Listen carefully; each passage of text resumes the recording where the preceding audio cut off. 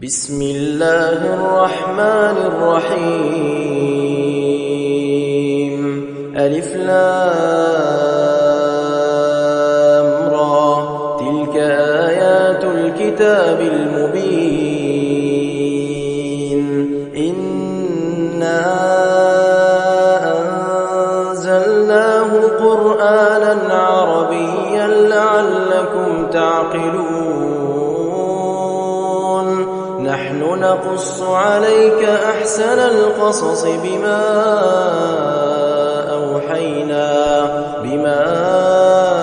أوحينا إليك هذا القرآن وإن كنت من قبله لمن الغافلين.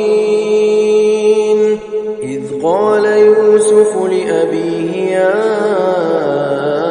أبت إني رأيت 11 كوكبا والشمس والقمر رأيتهم لي ساجدين. قال يا بني لا تقصص رؤياك على إخوتك فيكيدوا لك كيدا. إن الشيطان للإنسان عدو مبين. وكذلك يجتبيك ربك ويعلمك من تأويل الأحاديث ويتم نعمته عليك وعلى آل يعقوب كما أتمها على أبويك من قبل إبراهيم وإسحاق إن ربك عليم حكيم. لقد كان في يوسف وإخوته آيات للسائلين إذ قالوا ليوسف وأخوه أحب إلى أبينا منا ونحن عصبة إن أبانا لفي ضلال مبين. اقتلوا يوسف أو اطرحوه أرضا يخل لكم وجه أبيكم وتكونوا من بعده قوما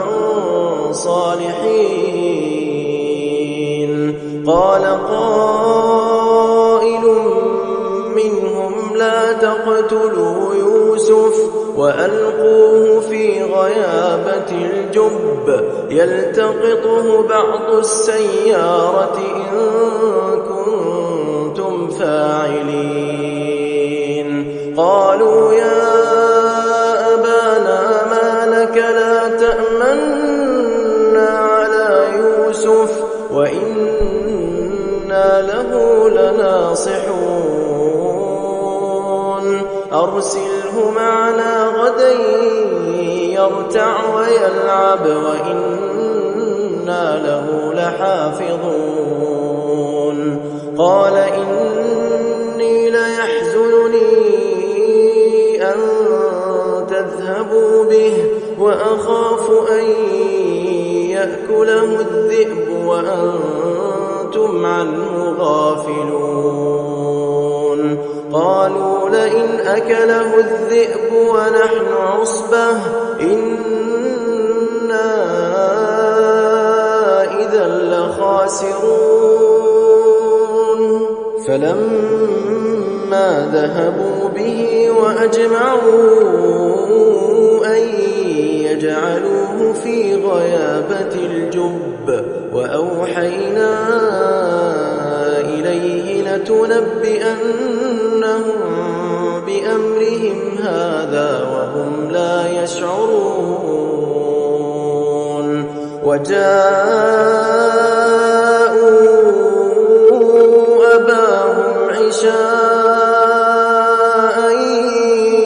يبكون. قالوا يا أبانا إنا ذهبنا نستبق وتركنا يوسف عند متاعنا فأكله الذئب وما أنت بمؤمن لنا ولو كنا صادقين وجاءوا على قميصه بدم كذب قال بل سولت لكم أنفسكم أمرا فصبر جميل والله المستعان على ما تصفون وجاءت سيارة فأرسلوا واردهم فأدلى دلوه قال يا بشرى هذا غلام وأسروه بضاعة والله عليم بما يعملون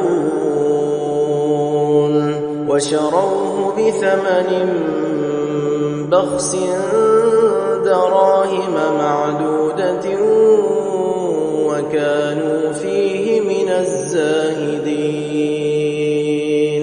وقال الذي اشتراه من مصر لامرأته أكرمي مثواه عسى أن ينفعنا أو نتخذه ولدا وكذلك مكنا ليوسف في الأرض ولنعلمه من تأويل الأحاديث والله غالب على أمره ولكن أكثر الناس لا يعلمون ولما بلغ أشده آتيناه حكما وعلما وكذلك نجزي المحسنين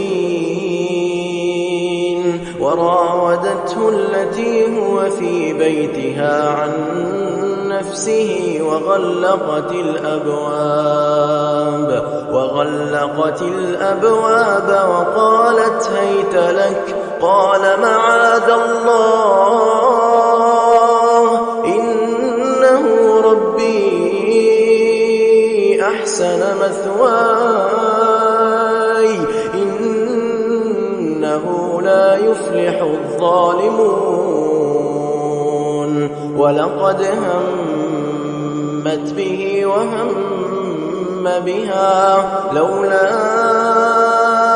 أن رأى برهان ربه كذلك لنصرف عنه السوء والفحشاء إنه من عبادنا المخلصين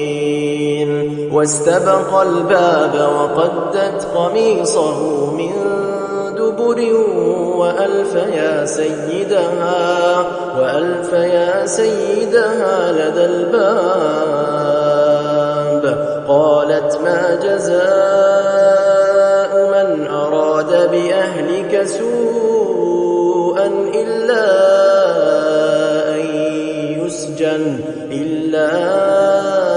أن يسجن أو عذاب أليم قال هي راودتني عن نفسي وشهد شاهد من أهلها إن كان قميصه قد من قبل فصدقت وهو من الكاذبين وإن كان قميصه قد من دبر فكذبت وهو من الصادقين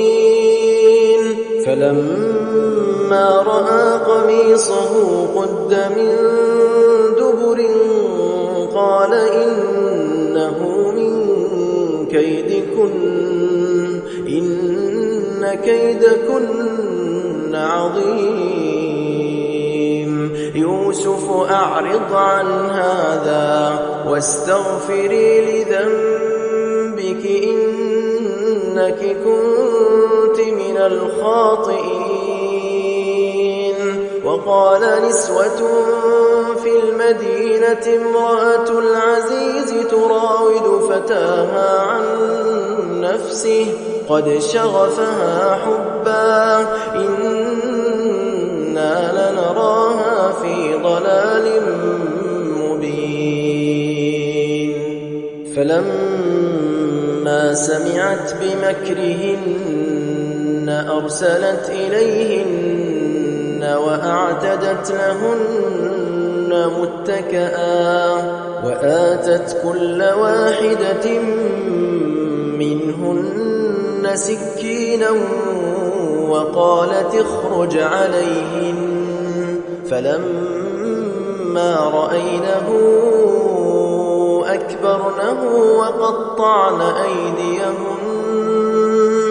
وقلن حاش لله ما هذا بشرا إن هذا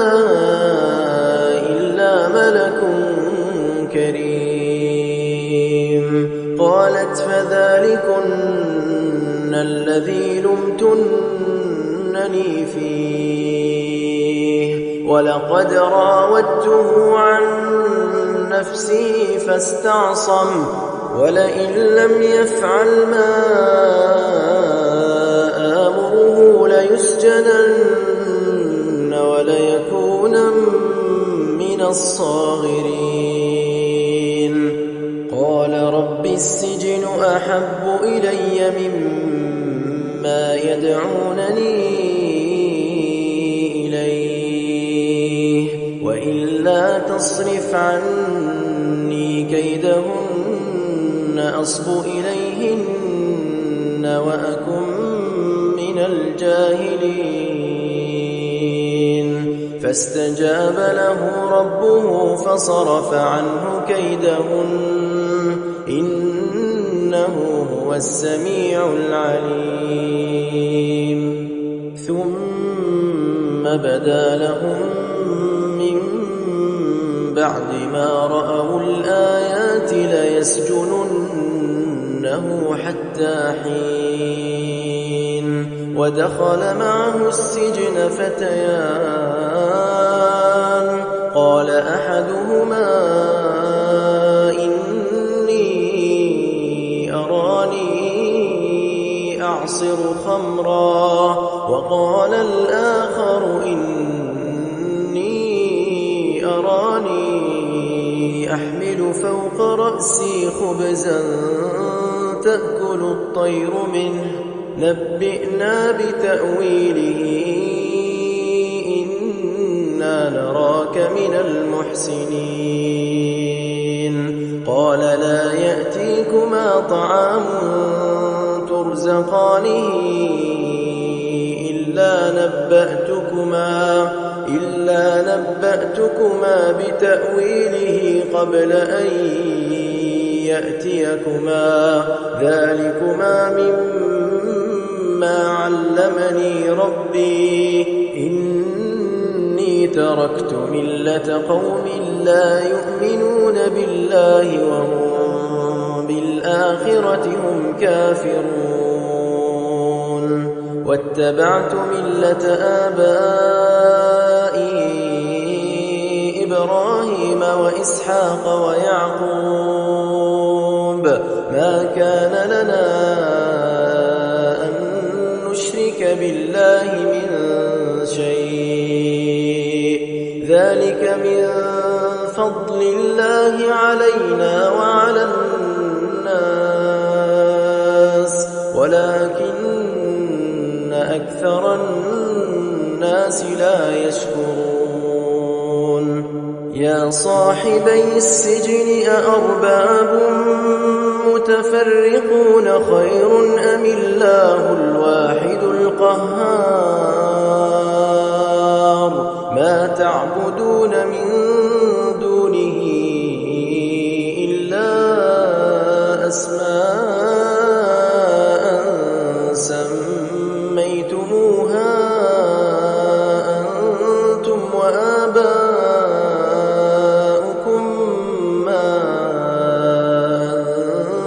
أنزل الله بها من سلطان إن الحكم إلا لله أمر أن لا تعبدوا إلا إياه ذلك الدين القيم ولكن أكثر الناس لا يعلمون يا صاحبي السجن أما أحدكما فيسقي ربه خمرا وأما الآخر فيصلب فتأكل الطير من رأسه قضي الأمر الذي فيه تستفتيان وقال للذي ظن أنه ناج منهما اذكرني عند ربك فأنساه الشيطان ذكر ربه فلبث في السجن بضع سنين وقال الملك إني أرى 7 بقرات سمان يأكلهن 7 عجاف و7 سنبلات خضر وأخر يابسات يا أيها الملأ أفتوني في رؤياي إن كنتم للرؤيا تعبرون قالوا أضغاث أحلام وما نحن بتأويل الأحلام بعالمين وقال الذي نجا منهما وادكر بعد أمة أنا أنبئكم بتأويله فأرسلون يوسف أيها الصديق أفتنا في 7 بقرات سمان يأكلهن 7 عجاف و7 سنبلات خضر وأخر يابسات لعلي أرجع إلى الناس لعلهم يعلمون قال تزرعون 7 سنين دأبا فما حصدتم فذروه في سنبله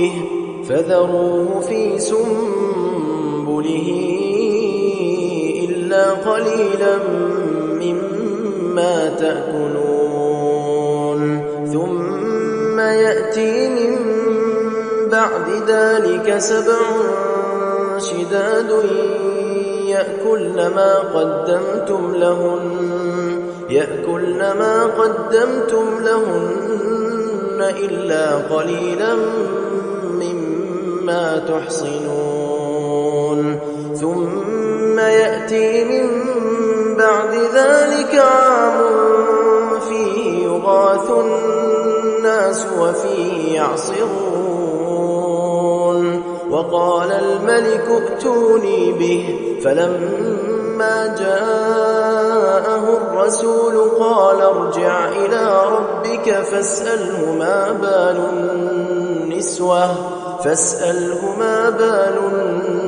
النسوة اللاتي قطعن أيديهن إن ربي بكيدهن عليم قال ما خطبكن إذ راوتن يوسف عن نفسه قلن حاش لله ما علمنا عليه من سوء قالت امرأة العزيز الآن حصحص الحق أنا راودته عن نفسه وإنه لمن الصادقين ذلك ليعلم أني لم أخنه بالغيب وأن الله لا يهدي كيد الخائنين وما أبرئ نفسي إن النفس لأمارة بالسوء إلا ما رحم ربي إن ربي غفور رحيم وقال الملك ائتوني به أستخلصه لنفسي فلما كلمه قال إنك اليوم لدينا مكين أمين قال اجعلني على خزائن الأرض إني حفيظ عليم وكذلك مكنا ليوسف في الأرض يتبوأ منها حيث يشاء نصيب برحمتنا من نشاء ولا نضيع أجر المحسنين ولأجر الآخرة خير للذين آمنوا وكانوا يتقون وجاء إخوة يوسف فدخلوا عليه فعرفهم وهم له منكرون ولما جهزهم بجهازهم قال ائتوني بأخ لكم من أبيكم ألا ترون أني أوفي الكيل وأنا خير المنزلين فإن لم تأتوني به فلا كيل لكم عندي ولا تقربون قالوا سنراود عنه أباه وإنا لفاعلون وقال لفتيانه اجعلوا بضاعتهم في رحالهم لعلهم يعرفونها إذا انقلبوا إلى أهلهم لعلهم يرجعون فلما رجعوا إلى أبيهم قالوا يا أبانا منع منا الكيل فأرسل معنا أخانا نكتل وإنا له لحافظون قال هل آمنكم عليه إلا كما أمنتكم على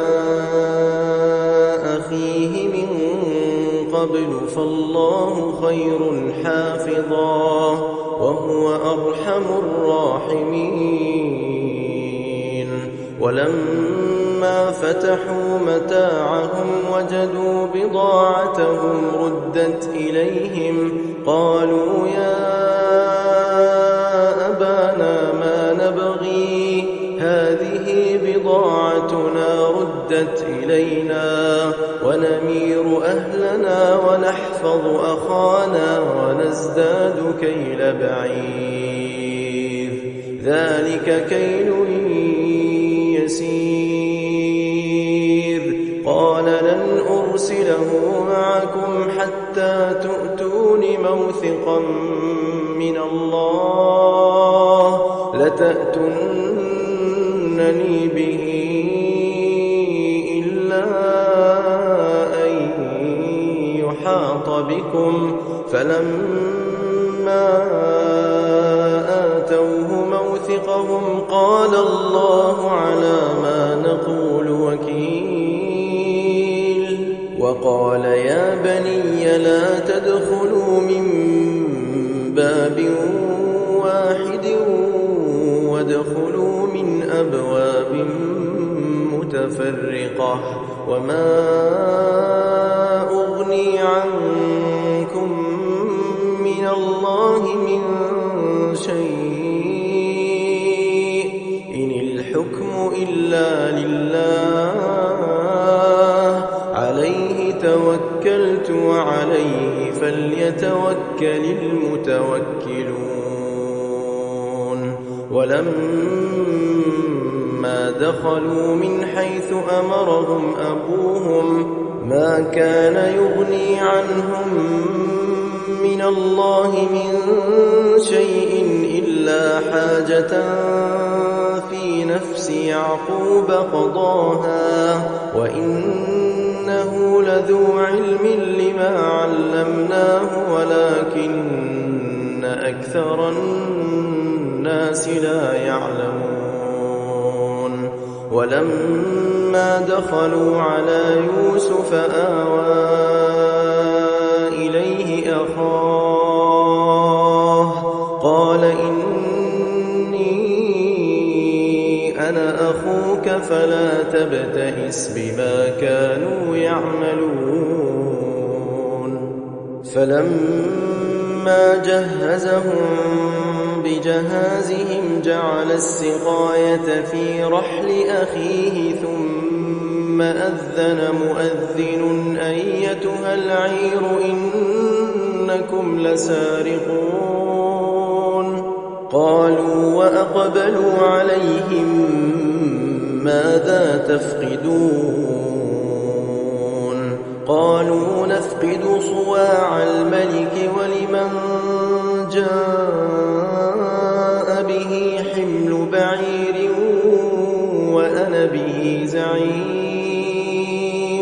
قالوا تالله لقد علمتم ما جئنا لنفسد في الأرض وما كنا سارقين قالوا فما جزاؤه إن كنتم كاذبين قالوا جزاؤه من وجد في رحله فهو جزاؤه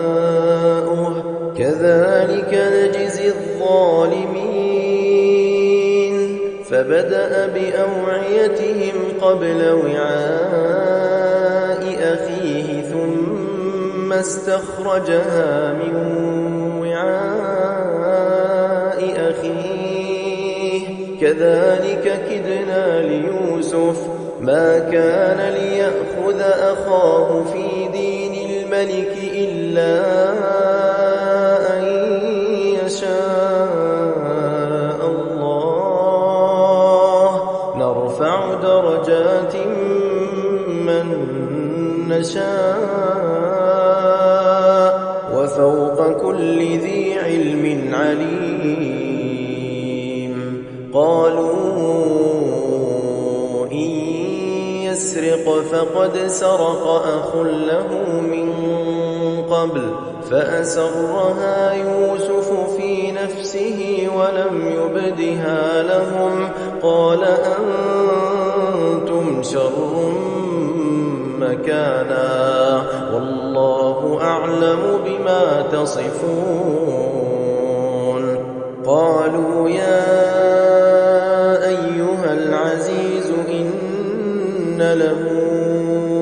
أبا شيخا كبيرا فخذ أحدنا مكانه إنا نراك من المحسنين قال معاذ الله أن نأخذ إلا من وجدنا متاعنا عنده إنا إذا لظالمون فلما استيئسوا منه خلصوا نجيا قال كبيرهم ألم تعلموا أن أباكم قد أخذ عليكم موثقا من الله ومن قبل ما فرطتم في يوسف فلن أبرح الأرض حتى يأذن لي أبي أو يحكم الله لي وهو خير الحاكمين. ارجعوا إلى أبيكم فقولوا يا أبانا إن ابنك سرق وما شهدنا إلا بما علمنا وما كنا للغيب حافظين. واسأل القرية التي كنا فيها والعير التي أقبلنا فيها وإنا لصادقون. قال بل سولت لكم أنفسكم أمرا فصبر جميل عسى الله أن يأتيني بهم جميعا إنه هو العليم الحكيم. وتولى عنهم وقال يا أسفا على يوسف وابيضت عيناه من الحزن فهو كظيم. قالوا تالله تفتأ تذكر يوسف حتى تكون حرضا أو تكون من الهالكين. قال إنما أشكو بثي وحزني إلى الله وأعلم من الله ما لا تعلمون. يا بني يذهبوا فتحسسوا من يوسف وأخيه ولا تيأسوا من روح الله إنه لا ييأس من روح الله إلا القوم الكافرون. فلما دخلوا عليه قالوا يا أيها العزيز مسنا وأهلنا الضر وجئنا ببضاعة مزجاة فأوف لنا الكيل وتصدق علينا إن الله يجزي المتصدقين. قال هل علمتم ما فعلتم بيوسف وأخيه إذ أنتم جاهلون؟ قالوا أئنك لأنت يوسف؟ قال أنا يوسف وهذا أخي قد من الله علينا إنه من يتق ويصبر فإن الله لا يضيع أجر المحسنين. قالوا تالله لقد آثرك الله علينا وإن كنا لخاطئين.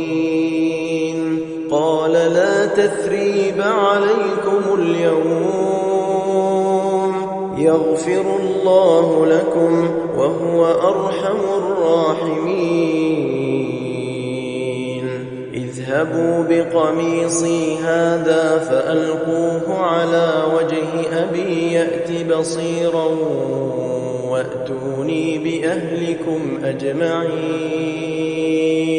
ولما فصلت العير قال أبوهم إني لأجد ريح يوسف لولا أن تفندون. قالوا تالله إنك لفي ضلالك القديم. فلما أن جاء البشير ألقاه على وجهه فارتد بصيرا قال ألم أقل لكم إني أعلم من الله ما لا تعلمون قالوا يا أبانا استغفر لنا ذنوبنا إنا كنا خاطئين قال سوف أستغفر لكم ربي إنه هو الغفور الرحيم فلما دخلوا على يوسف آوى إليه أبويه وقال ادخلوا مصر إن شاء الله آمنين ورفع أبويه على العرش وخروا له سجدا وقال يا أبت هذا تأويل رؤياي من قبل قد جعلها ربي حقا وقد أحسن بي إذ أخرجني من السجن وجاء بكم من البدو من بعد أن نزغ الشيطان بيني وبين إخوتي إن ربي لطيف لما يشاء إنه هو العليم الحكيم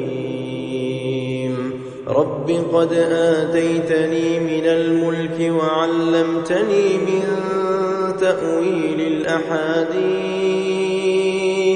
فاطر السماوات والأرض أنت وليي في الدنيا والآخرة توفني مسلما وألحقني بالصالحين ذلك من أنباء الغيب نوحيه إليك وما كنت لديهم إذ أجمعوا أمرهم وهم يمكرون وما أكثر الناس ولو حرصت بمؤمنين وما تسألهم عليه من أجر إن هو إلا ذكر للعالمين وكأي من آية في السماوات والأرض يمرون عليها وهم عنها معرضون وما يؤمن أكثرهم بالله إلا وهم مشركون أفأمنوا أن تأتيهم غاشية من عذاب الله أو تأتيهم الساعة بغتة وهم لا يشعرون قل هذه سبيلي أدعو إلى الله على بصيرة أنا ومن اتبعني وسبحان الله وما أنا من المشركين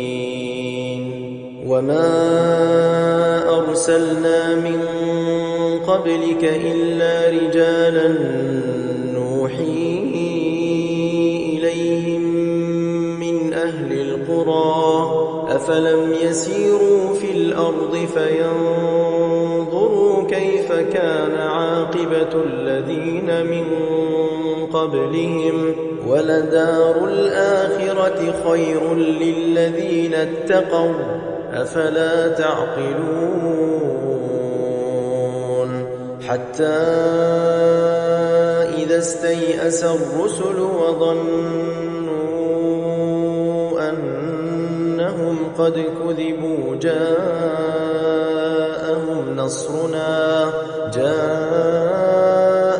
نصرنا فنجي من نشاء ولا يرد بأسنا عن القوم المجرمين لقد كان في قصصهم عبرة لأولي الألباب ما كان حديثا يفترى ولكن تصديق الذي بين يديه وتفصيل كل شيء وهدى ورحمة لقوم يؤمنون. إنما المؤمنون الذين إذا ذكر الله وجلت قلوبهم